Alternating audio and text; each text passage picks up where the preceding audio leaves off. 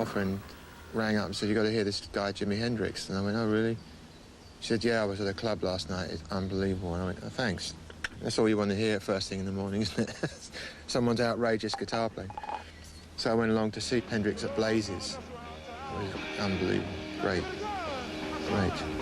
It was like a bomb blowing up in the right place. You know?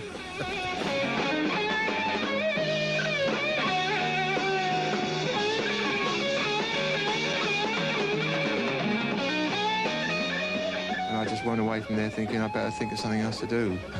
I followed him around a bit, and he'd heard of me, which is I couldn't believe, you know, and he said, what's that Let You Play and happenings 10 years time ago? He said, I swiped that on this, and I thought, wait a minute, this is really incredible. This is kind of like we could talk music now, not instead of like he's a immovable force, I can actually get some inspiration. And he was a great source of inspiration.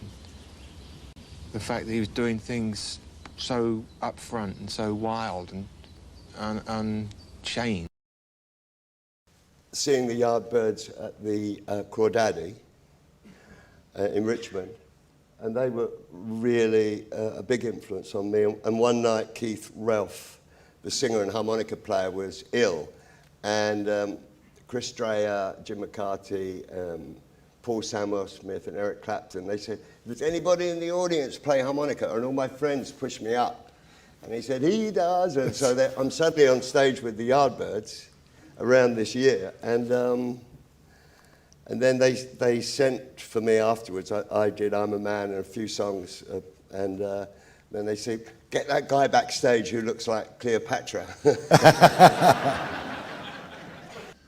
There was a lot of ambition, really, within the guitar players to spread the word, if you like, and sort of, have you heard this lick? You know, I got this from so-and-so. Jeff Beck was still like that to this day. He's like a kid in a toy shop with his guitar and his riffs. Can you do this? And I go, no. But I'll give it a damn good try. You know? Jeff and I met up at the Sheffield Mojo when I was doing the circuit up and down the motorway in my first group, the Birds. We got on really well, and he was telling me about this gig with the Yardbirds and kind of spoke of, well, if we ever are not in the setup we're in now, one day we'll work together. One of the good things about the Yardbirds times was that we'd come back from a tour of maybe up north, and even if 2 o'clock in the morning we'd stop off at the Cromwellian Club. After the Yardbirds I thought, there's nothing to stop me from going back there on my own. And the guy on the door went, Jeff, nice to see you back. That night, there was not much going on. There was Motown record playing, and I'm thinking, this is sad. I'm sitting alone with a beer. There was one other guy in the corner, and it was Rod Stewart. We talked a little bit, and he said he was forming a band. He'd left the Yardbirds. I was out of work, and I think I may have mentioned Woody and said he's out of work as well. So it was like 3 out-of-work musicians, and we formed a band. His collaboration with Rod Stewart was kind of legendary. One of the best things that Rod ever did, as well as Jeff on that Truth album.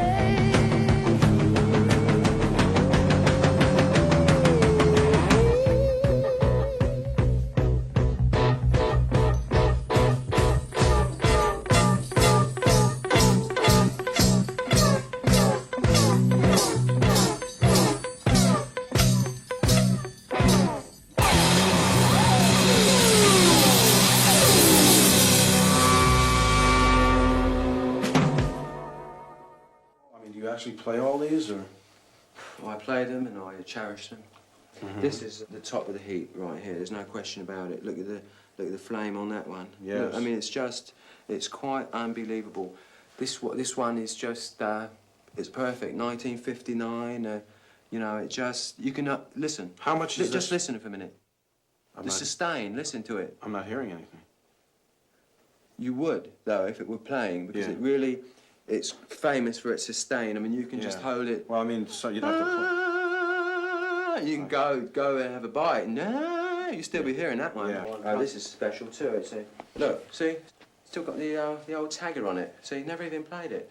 See, You just bought it. don't touch it. Don't touch it. I wasn't gonna touch it. No, don't touch it. I was just pointing at it. Well, don't point even. Don't It even can't point? No, it can't be played. Never. I mean, Can I look at it? No, you've seen Don't enough look of at that it. one. This is a top to you know, what we use on stage, but it's very, very special because if you can see, Yeah. the numbers all go to 11. Look, right across the board. 11, Oh, I see. 11, And most of 11, and the then amps go up to 10. Exactly. Does that mean it's louder? Is it any louder? Well, it's one louder, isn't it? It's not 10. You see, most blokes, you know, be playing at 10. You're on 10 here, all the way up, all the way up, Yeah. all the way up. You're on 10 on your guitar. Where can you go from there? Where? I don't know. Nowhere, exactly. What we do is if we need that extra push over the cliff, you know what we do? Put it up to 11. 11, exactly.